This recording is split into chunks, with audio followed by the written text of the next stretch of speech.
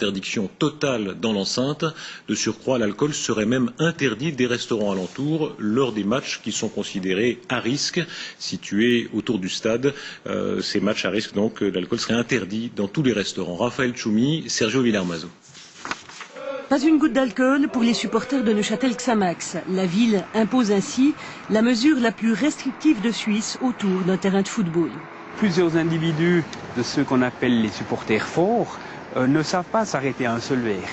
Et malheureusement en boivent plusieurs et deviennent violents. Et c'est ces gens-là qui pénalisent finalement la majorité des supporters.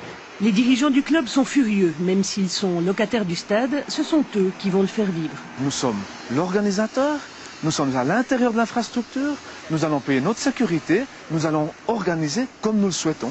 Et lors des matchs de championnat, nous allons vendre de l'alcool dans les buvettes. Pour Xamax, les bières d'avant, pendant et après match sont une occasion unique de générer des profits. Ça représente les 2/3 de toutes les ventes. En plus, le club a déjà signé un contrat de plus de 100 000 francs avec un brasseur. De leur côté, les supporters de Neuchâtel Xamax estiment que la ville ne fait que déplacer le problème. Les supporters violents vont venir, comme je vous dis, avec leur propre alcool. Ils vont le consommer devant le stade avec des bouteilles plein partout. Et ça, c'est pas ça qui va résoudre le problème. Ça risque même peut-être de l'empirer. On a peut-être effectivement un état d'esprit de voir toujours le pire.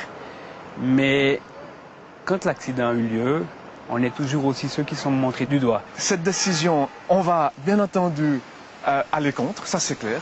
Le bras de fer entre la ville et le club a commencé. Mardi, les deux équipes tenteront de trouver un terrain d'entente.